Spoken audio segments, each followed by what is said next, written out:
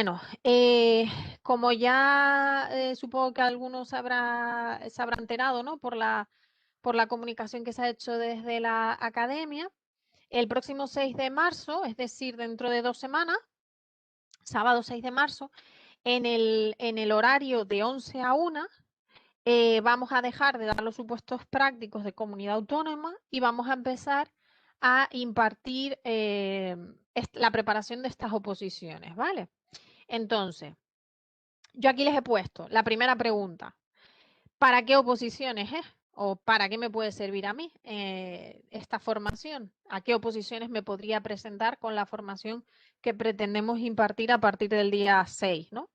Bueno, ahí tienen fundamentalmente 3 clases de oposiciones, todas relacionadas con el derecho tributario, pero tienen resaltada la primera porque el temario específico que yo voy a impartir es el de agentes del Estado, ¿vale? Agentes de Hacienda Pública. Los agentes de Hacienda Pública son un cuerpo administrativo especializado, ¿vale? Igual que hay gente que se prepara y se presenta y la propia academia lo prepara, ¿verdad? El cuerpo de administrativos del Estado, pues dentro de esa misma categoría están los agentes de Hacienda Pública. Es también, igual que el cuerpo administrativo general, una oposición C1, ¿vale? Después ya veremos los requisitos. Y también es de ámbito estatal, igual que el cuerpo administrativo general, ¿vale? También les he puesto ahí la de agentes tributarios de la Comunidad Autónoma de Canarias y en general que la formación nos sirve para la preparación y presentación a los exámenes de agentes tributarios de los ayuntamientos porque en la práctica, por ejemplo, la diferencia entre agentes de la Hacienda Pública Estatal y agentes tributarios de la Comunidad Autónoma, en la práctica la diferencia es el IVA por el IJIC. Vale, me explico, o sea, y el régimen fiscal especial de la comunidad autónoma, pero por lo demás, prácticamente el 90% del temario es común, ¿vale? Y con los agentes tributarios del ayuntamiento, 3/4 de lo mismo. Se le mete un poquito más de ley de haciendas públicas, digo, de ley de haciendas locales, y por lo demás, el temario es prácticamente el mismo, ¿vale? Entonces, si ustedes se preparan estas oposiciones pensadas para agentes de Hacienda Pública, sepan que cuando salgan listas listas o oposiciones o procesos selectivos completos de agentes tributarios de la comunidad autónoma o de los ayuntamientos, pues también tienen la base fundamental para presentarse a ellas, ¿vale? Sí que no, bueno, eso ya se los ha comentado Víctor, sí que es verdad que no se recomienda simultanear estas oposiciones con las de carácter común ni con las de justicia, porque son temarios que no tienen nada que ver, ¿no? Salvo que se tengan conocimientos previos de la materia, entonces sí, ahí tendría sentido. Como también tiene sentido, y por eso también se los quería comentar, especialmente para aquellos que ya han aprobado al cuerpo auxiliar del Estado. Los funcionarios del cuerpo auxiliar del Estado, que son C2, pueden promocionar vía promoción interna, ¿verdad?, al C1, cuerpo administrativo del Estado, pero también otra de las salidas que tienen es la de promocionar agentes de Hacienda Pública, ¿vale? Del C2 de cuerpo auxiliar del Estado pueden pasar, si quieren, por vía promoción interna a C1 agentes de la Hacienda Pública, ¿vale? Y también se tienen que presentar, son prácticamente los mismos exámenes, pero bueno, como ustedes saben, la promoción interna va aparte, ¿no?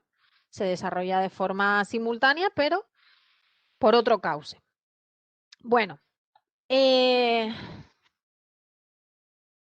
las dudas que les puedan ir surgiendo, lo que sea, ¿vale? Las voy a ver al final porque si no tengo que ir parando la presentación, pero ya les digo, cualquier duda, me la ponen por ahí o me hablan que se las atiendo.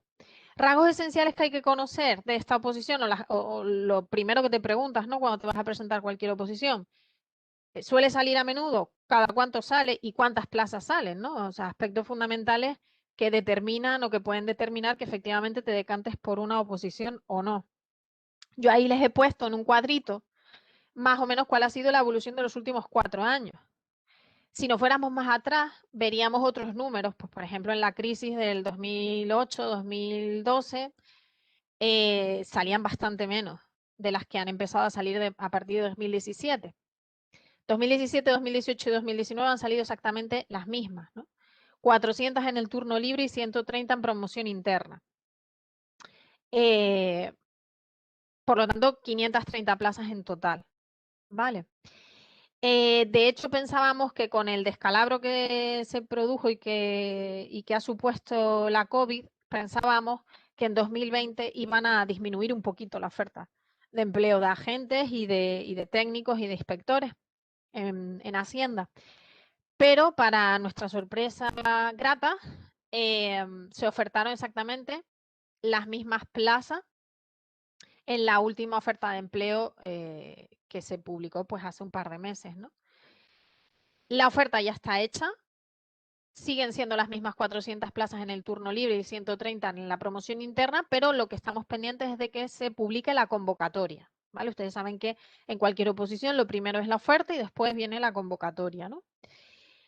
Normalmente, como las ofertas de empleo público normalmente, ¿verdad? Se publicaban en el primer semestre del año, aunque la norma dice en el primer trimestre, pero al final suele ser en los primeros 6 meses. Normalmente, lo bueno que tiene la agencia estatal, igual que pasa, por ejemplo, con policías, ¿no? Con Policía Nacional y con Guardia Civil, es que son como muy constantes y siempre suelen sacar las convocatorias, pues eso, todos los años y más o menos además sobre la misma fecha. Entonces, si la oferta de empleo se publicaba en junio, en noviembre, diciembre estaban sacando la convocatoria. Este año, como la oferta de empleo se publicó hace un par de meses, se prevé que la convocatoria salga el mes que viene, ¿vale? Por lo menos eso es lo que nos dicen los sindicatos y además tiene todo el sentido porque para que salga esta nueva convocatoria se tienen que estar incorporando los que acaban de aprobar la convocatoria anterior y estamos en ello, ¿no? Si la convocatoria efectivamente se publica en marzo, se prevé que el primer examen sea aproximadamente entre julio y septiembre de este año. ¿Vale? Hacienda en este sentido, sí es verdad que les puedo decir, porque ha sido así, yo lo estuve estudiando, lo estuve mirando en los últimos años y tiene ese lado bueno, ese rasgo positivo y es que cumple bastante bien los plazos, ¿vale? Eso de que saca una convocatoria y te puedes pasar años esperando a que se ejecute, eso no pasa, ¿vale? No pasa en Hacienda como en realidad casi que no pasa en ninguna de las oposiciones a nivel estatal, ¿vale? Entonces, bueno, pues más o menos eso, se suele tardar entre unos 3, 4 meses desde que sale la convocatoria hasta que se celebra el primer examen. Requisitos. La titulación es la misma que para la de cualquier C1, ¿vale? Bachiller o equivalente. Si hay alguien interesado que ya es funcionario del Cuerpo de Auxiliares del Estado y quiere promocionar, en vez del Cuerpo General Administrativo, quiere promocionar a agentes de la Hacienda Pública, para ir vía promoción interna, pues se le exigen, como siempre, el llevar al menos 2 años de antigüedad, el tener al menos 2 años de antigüedad en ese cuerpo de auxilio, ¿vale? En ese cuerpo de auxiliares. Agentes de Hacienda Pública, igual que inspectores o técnicos, es de esos organismos en los que, junto con las policías, por ejemplo, se exige nacionalidad española. Aquí no vale tener cualquier otra nacionalidad del ámbito de la Unión Europea, ¿vale? Se exige nacionalidad española porque se entiende que se ejercitan potestades públicas y además, en el caso de los agentes, tienen condición de autoridad. Por eso, pues bueno, se exige o se limita a los aspirantes con nacionalidad española. En cuanto a la edad, sí que es verdad que se aplica la regla general, tener cumplidos 16 años y no exceder de la máxima de jubilación forzosa, que en el caso del Estado siguen siendo 60, en el caso de los funcionarios del ámbito estatal siguen siendo de los 65 años, ¿no? Bueno, ¿y qué exámenes hay que preparar aquí? Son dos, ¿vale? Un primer examen tipo test de 100 preguntas a contestar en 60 minutos. Yo les he puesto ahí que lo podemos dividir en un 65-45. Es aproximado, a veces es 60-40, a veces es 63, 42, ¿vale? Pero por ahí anda el porcentaje de preguntas relativas a cada bloque. Es decir, esta convocatoria o esta oposición generalmente cuenta con un temario que se divide en 3 bloques, ¿vale? Un primer bloque de organización del Estado, ahora lo veremos, donde pues hay que estudiar lo típico, la Constitución, la ley del gobierno, ¿verdad? Un segundo bloque de administrativo puro y duro, fundamentalmente ley 39 y ley 40, y un tercer bloque de derecho tributario, ¿vale? Este tercer bloque es el más largo, evidentemente, al final es el específico, ¿no? Y está compuesto de 23 temas, el tercer bloque. Y los otros 2 bloques, el administrativo y el de organización del Estado, se componen de 13 temas, ¿vale? Por lo tanto, 36 temas en total. Bueno, pues de los primeros 2 bloques, administrativo y organización del Estado, que es realmente una materia que la mayoría de ustedes conocen y más o menos dominan, ahora los vemos en la convocatoria, estos 13 temas de administrativo y de organización del Estado van a suponer en el tipo test más o menos entre un 40 y un 45% de las preguntas, ¿vale? Mientras que el temario, el bloque de tributario, pues supone el 60-65% restante. Hasta hace no muchos años, la gente se preparaba solo tributario, porque ya veremos que además es la materia que se toca en el examen práctico después, en el supuesto práctico.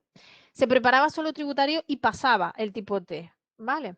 ¿Por qué? Porque ya les digo, solían poner 40 preguntas de administrativo y organización del Estado, 60 preguntas restantes de tributario y pues ahora veremos cómo se puntúa, pero si clavabas bien las de tributario, pues podías pasar incluso sin saberte la Constitución, ¿vale? Eso ya no es tanto así, ¿por qué? Primero, porque ya veremos que ahora están puntuando de otra manera, le están dando también más importancia cada vez más al bloque de administrativo y de Constitución, y están metiendo cada vez más preguntas. Si antes era un 60-40, ya cada vez están más en un 35-45, ¿vale? Va variando. La puntuación máxima sacada en el tipo test es de 10 puntos, ¿vale? Mientras que una vez pasemos ese tipo test, llegamos al examen práctico, que fíjense, y me voy al final primero, tiene una puntuación máxima de 30 puntos. Eso significa que el proceso selectivo, aquí no hay mérito, aquí no hay aportación de ningún tipo de méritos ni de nada que se le parezca. Es oposición pura y dura, ¿vale? Si tú terminas el segundo examen y lo apruebas, estás dentro. No hay nada más. Entonces, la suma del proceso selectivo tiene una puntuación máxima de 40 puntos. Pero fíjense, solo con ver cómo se distribuye esa puntuación entre los 2 exámenes, vemos que radicalmente se le da una importancia mucho mayor al examen práctico. O lo que es lo mismo, el tipo test es un filtro, ¿vale? El tipo test es un filtro. Donde se aprueba, donde se suspende la oposición es en el examen práctico, ¿vale? El examen práctico tiene una duración de 2 horas y media, ¿vale? Porque es un examen práctico largo, a responder por escrito, no es tipo test, ¿vale? Normalmente está compuesto de 3 supuestos a su vez, un supuesto de gestión, un supuesto de inspección y un supuesto de recaudación, que ya veremos que es fundamentalmente la forma en la que se divide el temario. Y cada uno de estos supuestos tiene 10 apartados que a su vez suelen tener varias preguntas, con lo cual te encuentras con un examen de aproximadamente unas 50 preguntas al final. Por cada apartado a ti te dan un folio grapado al principio en un tochete de folio, así que al final, así que cuando te sientas te encuentras pues con esas grapas enormes, te encuentras con un tocho, un fleje de folios de 60 folios y tienes una página entera para contestar cada pregunta, que normalmente teniendo solo 2 horas y media hay que ir al fuego, ¿vale? Y ya veremos que es artículo, clavar el artículo y la norma, sí, no y breve razonamiento. Así es como se aprueba, porque si al principio empiezas a divagar y a explicar y sí, las primeras 3 preguntas te ocuparán un folio, pero no llegas al final y el que no llega al final no aprueba, ¿vale? La mayor dificultad que hay en el primer examen, en el test, es el tiempo, ¿vale? Porque son 100 preguntas en 60 minutos. Pues, por ejemplo, en justicia son 100 preguntas en 75 minutos. Es un poquito más. Pero bueno, esto de los test, y ustedes lo tienen controlado, a medida que machacas la materia, ya vas leyendo al fuego o vas cogiendo velocidad, ¿verdad? Entonces, es leer la pregunta y ya saber la respuesta antes de ver las opciones. Eso te va a dar bastante agilidad, ¿no? Entonces, la diferencia entre quién pasa y quién no pasa el tipo T fundamentalmente es quién llega al final. Y el examen práctico igual, ¿vale? Hay que llegar al final y sin muchos errores, contestando sí, no, artículo y razonamiento breve, ya lo veremos. Lo que les comentaba de la ponderación de las pruebas, esto es importante entenderlo. En el caso del tipo T, ¿cómo se pondera? Aquí lo bueno, en mi opinión, de este tema es que tú sabes desde el principio desde el principio qué nota de corte hay o qué posibilidades hay. Me explico. Una vez ya se han presentado todas las instancias, un par de semanas antes del primer examen, el tribunal publica cuántos opositores van a pasar al segundo ejercicio. ¿Vale? Pues en función también de las instancias presentadas. Por ejemplo, en 2007, el tribunal dijo que pasarían 937. En 2018 dijeron que 1.200 y este año bajaron más que nunca. Dijeron que 800 solo. ¿Vale? Esta última convocatoria. ¿Eso qué significa? Pues eso significa que de los 10.000 aproximadamente en toda España que presentaron la instancia, bueno, ustedes saben que de esos 10.000 al final van la mitad, ¿no? Pero bueno, que de todos los que se presenten, el número 800 ordenado por nota de mayor a menor es el que va a marcar la nota de corte, ¿vale?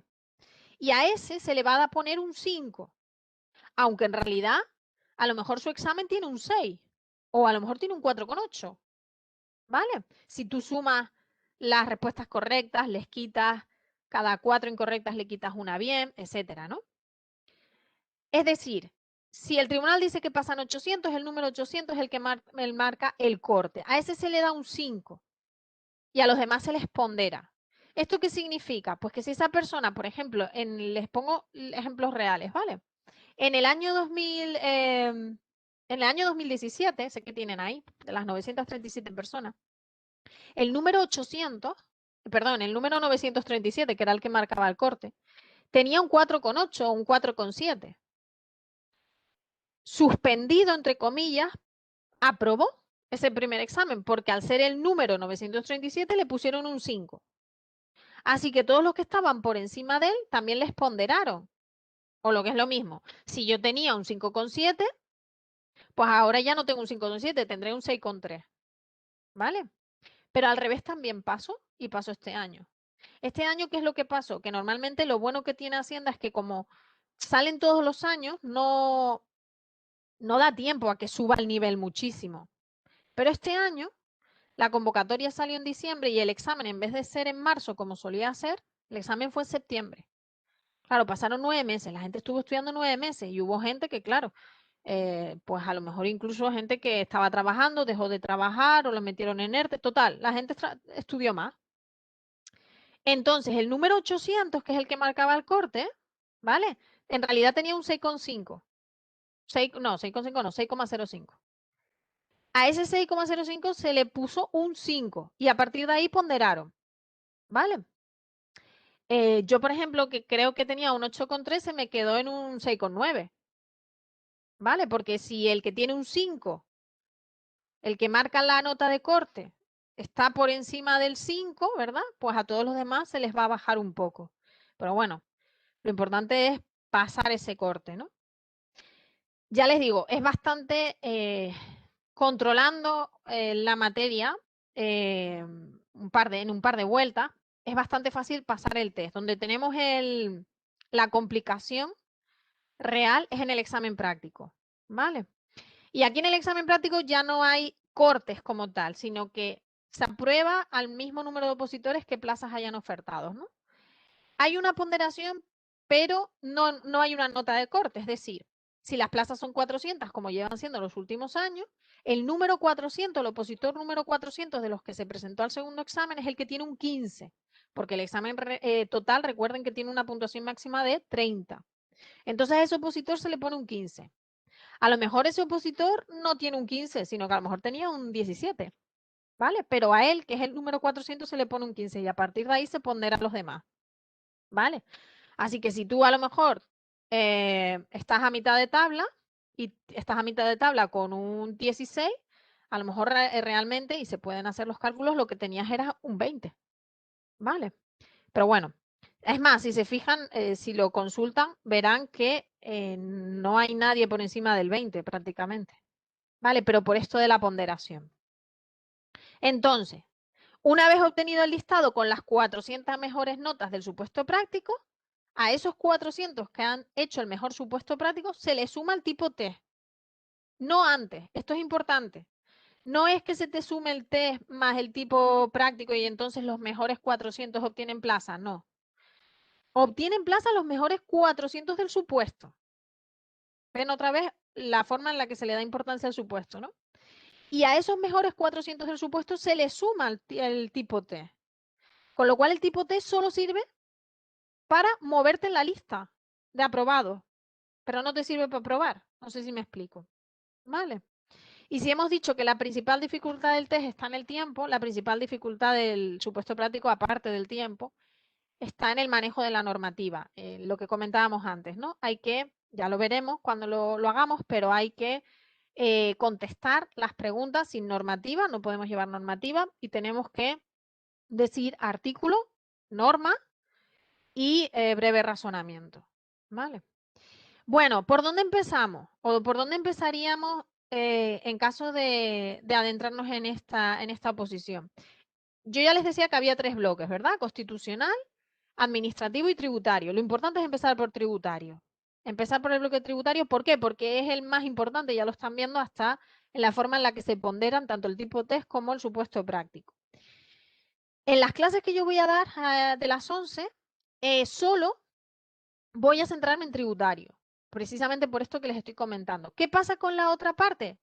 Pues no pasa nada, porque ahora lo veremos, pero esos temas de administrativo y constitucional, ustedes lo están viendo toda la semana con el resto de compañeros, los ven con Víctor, los ven con Alberto, con lo cual, incluso los ven conmigo los sábados de 9 a 11, cuando tocan, ¿no? Entonces, de 11 a 1 prepararemos tributario y el resto de la materia se la pueden preparar en el resto de las clases. ¿Cómo nos vamos a organizar? Aquí es súper importante empezar a hacer supuestos prácticos prácticamente desde el principio, porque este es el error en el que cae mucha gente. Se prepara el test, a lo mejor tienen un test bastante decente, pero no llegan al supuesto práctico, porque el supuesto práctico, aparte de saberse la materia, hay que haberlo practicado mucho y tienes que tener la mano fuerte, porque escribir 2 horas y media sin soltar el boli y sin respirar, hay que estar entrenado, ¿vale? Entonces, nosotros a partir del tema 3, que es el primero que ya nos permite empezar a hacer supuesto práctico, empezaremos planteando pequeños supuestitos y tras la primera vuelta de esos 23 temas, empezaremos ya a hacer supuestos completos, ¿vale? Que los alternaremos con la teoría. Bueno, ¿y a qué se dedica un agente? Porque también a la hora de saber si me quiero preparar una posición o no, quiero saber qué voy a hacer, ¿no? Bueno, pues un agente de la hacienda pública puede trabajar en 3 áreas fundamentales y yo las he ordenado ahí por el interés que para mí tienen, ¿vale? Inspección, recaudación y gestión. Vamos a empezar por gestión, que para mí, en particular, habrá gente que opine lo contrario, para mí es la más aburrida. Los funcionarios que se van al área de gestión se dedican a practicar notificaciones, a hacer requerimientos de información, a tramitar las devoluciones tributarias, tramitar quejas y sobre todo el tema de la atención al público. Son los funcionarios que están ahí cuando ustedes piden una cita y van a intentar solucionar algún problema con algo que les haya llegado de Hacienda, ¿no? Después tenemos el bloque o el área de recaudación. En el área de recaudación se llevan a cabo los procedimientos de embargo. En el área de recaudación, por ejemplo, a un agente le piden que investiga qué patrimonio tiene esta persona. Entonces tienes que ver, tienes que mirar en bancos, si tiene acciones, si no tiene acciones, si tiene coches, si se lo puedo embargar, si tiene sueldo embargable, todo ese tema, ¿no? Y las preparaciones de subastas también. ¿Vale? Y después tenemos el área de inspección, que para mí es la más interesante, en donde se llevan expedientes de inspecciones, expedientes sancionadores también, y se desarrollan tareas de investigación. que para mí es lo más chulo. Investigación muchas veces ocultas, ¿no? Muchas veces desconocidas para el contribuyente. Y yo ahí les he mencionado la figura del agente encubierto, que es aquel agente de la hacienda pública. Está súper chulo el trabajo este, porque es aquel agente de la hacienda pública que se dedica a ir, por ejemplo, imagínense que uno de los objetivos, todos los años salen los objetivos de la hacienda tributaria, pues uno de los objetivos es regularizar, investigar y regularizar, pues las posibles actividades que no están tributando o que están tributando menos de lo que debieran dentro de la hostelería, por ejemplo, ¿vale? Bueno, pues yo que soy agente encubierto, me dedico a ir por los bares y por los restaurantes a comer con cargo a la hacienda pública, que es la empresa que te paga, ¿no? Te vas a comer y te empiezas empiezas a conquistar al dueño del establecimiento, del bar o del restaurante. Entonces, ay, ¿esto cómo va? ¿Y qué tal el negocio? Bueno, pues te vas haciendo amigo. A lo mejor no lo haces en el primer día, sino que tienes que ir pasándote por el restaurante una semana o 2 semanas o un mes. Pero bueno, es un trabajo que a mí me parece chulo, ¿no? Porque es un poco policíaco, ¿no? Vale, ¿y cuánto voy a cobrar? Porque también es interesante, ¿verdad? Yo creo que hay que hablar de todo lo que nos afecta o que nos pueda afectar. Bueno, yo aquí les he puesto un ejemplo real de este año, pero tengan en cuenta una cosa, es un ejemplo de una chica que está fuera de Canarias, en Canarias se cobra un poquito más, ahora lo veremos, y que no tiene hijos. Al no tener hijos, también la retención es un poquito superior, con lo cual cobra un poquito menos, ¿vale? Aquí tienen los meses de marzo a noviembre. En diciembre no lo había puesto todavía, pero en diciembre también cobro un poquito más de la media. De hecho, los meses que más se cobran, ahora lo verán, son junio, julio y diciembre, pues por lo de la paga extra en el caso de diciembre, ¿no? Fíjense que más o menos el primer mes que ella entró, que fue marzo, esto es en neto, ¿vale? Cobró 1.400 euros. Si hubiera estado en Canarias, pues hubiera cobrado unos 1.500, 1.550, hasta 1.600, ¿vale? O más si hubiera sido una isla menor, ¿vale? Pero, por ejemplo, en Tenerife o en Gran Canaria hubiera cobrado unos 1.500, ¿vale? Y los meses, por ejemplo, junio, ¿por qué en junio cobra 2.500? Si en junio no tenía todavía bueno, junio y julio, porque tú dices, vale, en el caso de la paga extra lo entiendo, pero es que aquí tiene junio y julio. En julio cobra 3.000 euros, ¿vale? ¿Por qué cobra 3.000 euros? Por la campaña de la renta, ¿vale? En la campaña de la renta, pues te pagan bastante más también, simplemente por trabajar una tarde, ¿vale? Una tarde. Y después, cada 3 meses, te pagan los PEYA, que son, creo que son como unos, bueno, se acumulan cada 3 meses, pero son como unos 120 euros al mes, que te los pagan cada 3 meses por hacer 6 horas extras cada 3 meses. O sea, que yo creo que está bastante bien pagado. Hacer 6 horas extras cada 3 meses te pagan 120 euros al mes. ¿Vale? Bueno, entonces, para que se hagan una idea aproximada, un mínimo de 1.300 netos, quitándole todas las retenciones y contribuciones a la seguridad social, y un máximo de 3.000. En Canarias hay que sumarle, pues eso que acabamos de decir. Y si tienen hijos, pues súmenle un poquito más porque les disminuyen la retención. ¿Vale? Otras cuestiones prácticas del día a día y con esto termino. La posibilidad de teletrabajo. ¿Vale? Ahora, a día de hoy, en la agencia tributaria está bastante implantada. ¿Vale? De hecho, la gente con hijos menores de 12 años está teletrabajando hasta 4 de 5 días en semana, ¿vale? Y el resto está teletrabajando al menos un día o dos. Desde la agencia se dice que este sistema ha venido para quedarse, ¿vale? Lo tendremos que ver con el paso de los meses. Pero bueno, ustedes saben que la mayoría de los derechos laborales entran por la administración y después saltan a la empresa privada, con lo cual yo confío en que eso sea así, ¿vale? Que el trabajo permanezca a lo largo del tiempo en la empresa pública, en la administración. Con lo cual tiene una posibilidad de teletrabajo bastante buena. E incluso sé de compañeros que teletrabajando 4 días en semana lo que hacen es acumular. Acumulan y entonces a lo mejor, imagínense, gente destinada en Madrid, pues trabajan físicamente una semana entera y después se van a Canarias a teletrabajar otras 2 o así, ¿vale? El horario, pues el horario tienes un fijo de 8:30 a 2:30 en el que tienes que estar en el puesto de trabajo y esa hora y media que te falta la puedes hacer antes o después. Pero, y aquí viene un truquito que está muy bien, si entras a las 7:30, es decir, una hora antes, ¿verdad? Del horario fijo y obligatorio, te regalan media hora. Eso significa que el que entra a las 7:30, a las 2:30 está fichando, ¿vale? No tendría que estar hasta las 3 para hacer el horario completo. Para la gente que quiera promocionar, bueno, a partir de aquí también se puede promocionar a cuerpos superiores, no solo de técnicos y de inspectores, sino también de vigilancia aduanera, por ejemplo, esos que van a por los narcos, ¿no? Y la droga en el mar. Y está muy bien el tema de los cursos y la formación interna. Es una pasada la cantidad de cursos y formación interna que se ofertan.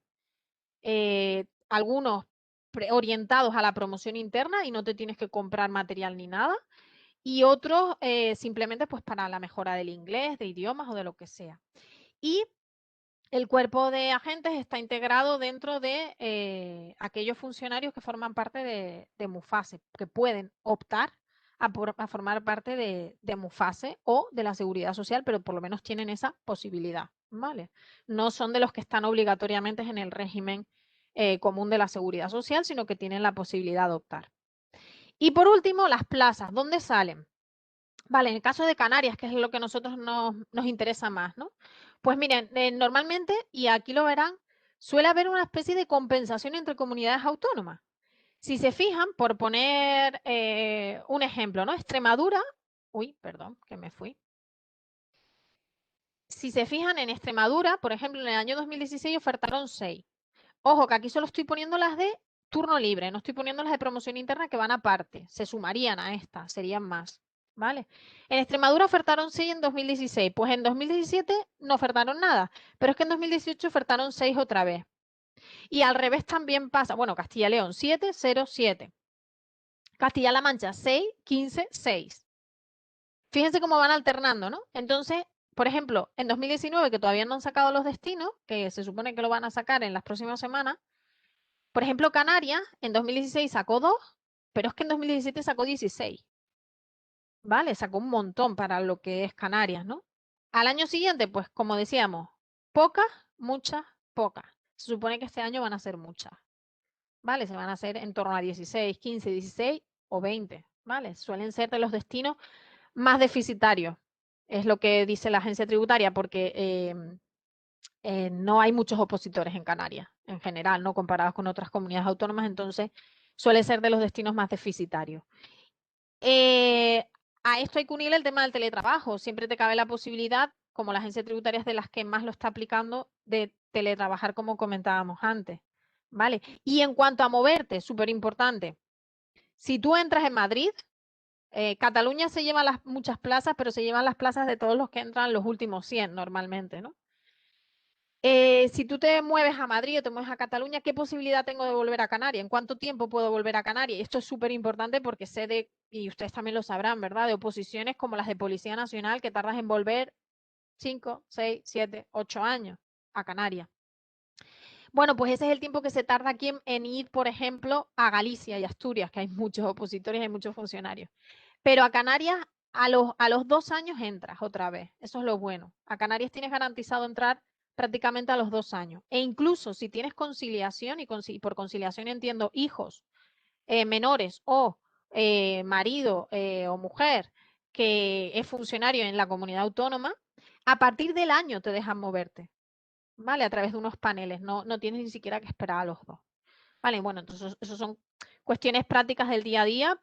Lo primero, evidentemente, es aprobar, pero que sí que son importantes tenerlas en cuenta a la hora de decidir si va contigo o no va contigo, ¿no?